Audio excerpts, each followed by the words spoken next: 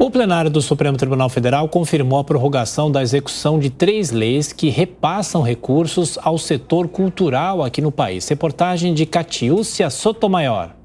Uma medida provisória adiava repasses da União a entes federativos para apoio aos setores culturais e de eventos, em razão da pandemia de Covid-19. E a outra trazia novas regras para a aplicação dos recursos do Fundo Nacional de Desenvolvimento Científico e Tecnológico. Como as MPs 1135 e 1136 de 2022 não foram votadas pelo Congresso, elas caducaram nesse domingo, ou seja, perderam a validade. Assim, voltam a valer os prazos dos repasses orçamentários aos setores da cultura e de eventos previstos nas leis Paulo Gustavo, Aldir Blanc II e no Programa Emergencial de Retomada do Setor de Eventos, não estando mais a ajuda condicionada à disponibilidade financeira e orçamentária da União. A Lei Paulo Gustavo, criada para incentivar a cultura e garantir ações emergenciais, prevê o repasse de 3.860 bilhões de reais e prazo maior para a execução dos recursos. A Lei Aldir Blanc II, que determina o envio de até 3 bilhões anuais aos estados, Distrito Federal e municípios, volta a valer a partir deste ano. E a iniciativa que adiava uma indenização a empresas do setor de eventos que tiveram redução superior a 50% do faturamento em 2 anos de pandemia também não vale mais. Ou seja, o socorro no valor de até 2,5 bilhões de reais já poderá ser liberado pelo governo federal. A segunda medida provisória, que limitou o uso de recursos do Fundo Nacional de Desenvolvimento Científico e Tecnológico, também cai. E com isso, volta a ficar proibido o contingenciamento de recursos das fontes vinculadas às despesas desse fundo.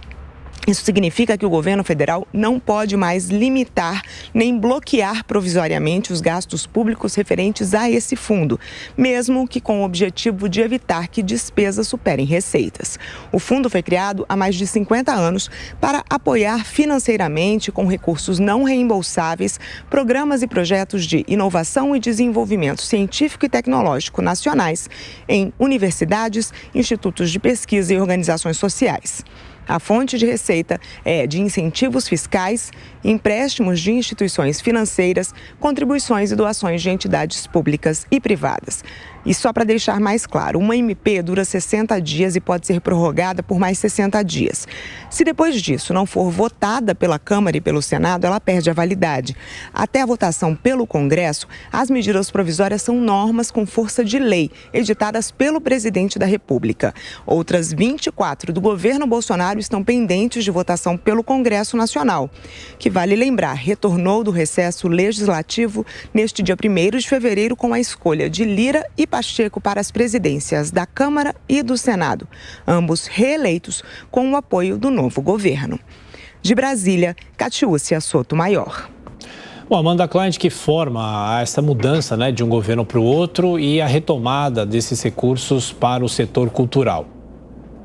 A cultura voltou a ser importante no país e sem aquela carga, aquele caráter político e ideológico tão pesado que queria defenestrar essa área, dizendo que só determinados artistas eram favorecidos em determinada região do país. Isso foi contaminando todo o setor cultural, quer dizer, um debate legítimo que poderia falar sobre a flexibilização e a disseminação desses recursos por outras áreas, com outros artistas, acabou se tornando uma discussão meramente ideológica. E o Ministério da Cultura já tinha virado secretaria, houve diferentes secretários, todos eles muito polêmicos, o último foi o Mário Frias, até eleito deputado federal, e agora no governo Lula a Secretaria de Cultura voltou a ser o Ministério, comandado pela Margarete Menezes. Então, aí já tem a primeira sinalização da importância que este governo dá à cultura, e é muito mais ligado a setores culturais do que o governo anterior. Inclusive, o presidente Bolsonaro tinha vetado essas 2 leis, a Paulo Gustavo e a Aldir Blanc, que trata de repasses de valores para a cultura e por meio dos estados e municípios. Havia uma resistência muito grande no governo, porque eles achavam que era o governo federal que tinha que concentrar o repasse desses recursos, e não os estados e municípios municípios dizerem quais eram os projetos e eventos culturais importantes em cada uma daquelas cidades. Imagine só fazer uma coisa dessas. Mas esse veto foi derrubado pelo Congresso, esses recursos foram retomados, também de ciência e tecnologia, de educação, todos os fundos ligados a essa área passam a ter uma relevância, um caráter, uma importância muito maior no novo governo. E, Mota, a destinação de verba é bilionária. O setor de cultura e de eventos, durante a pandemia, sofreu muito, estava ansioso por essa retomada.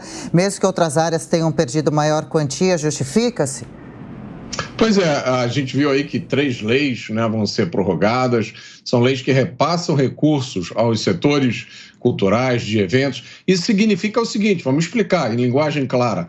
Isso significa usar dinheiro do imposto que a gente paga para financiar show, peça, gravação, filme, né? Tá tudo muito bem.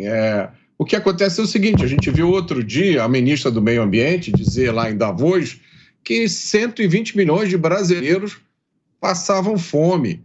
A gente vê todo dia na televisão notícias sobre a tragédia Yanomami. Então é justo perguntar, quais são as prioridades desse país? Pode até se discutir se o Estado deve ou não dar dinheiro para produtores culturais. Eu acho que é um debate válido. Muitos países no mundo dão dinheiro público para a cultura, né?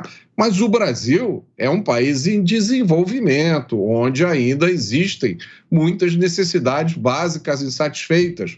Por exemplo, a gente ainda tem mais da metade da população sem acesso à coleta de esgoto e à água limpa.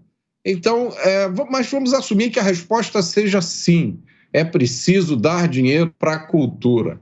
Como fazer esse dinheiro chegar nas mãos de quem efetivamente precisa e não deixar que ele acabe na mão dos suspeitos de sempre, né? Aquela meia dúzia de artistas que já são famosos, que já têm um patrimônio muito bom e que poderiam financiar muito bem os seus projetos vendendo ingressos.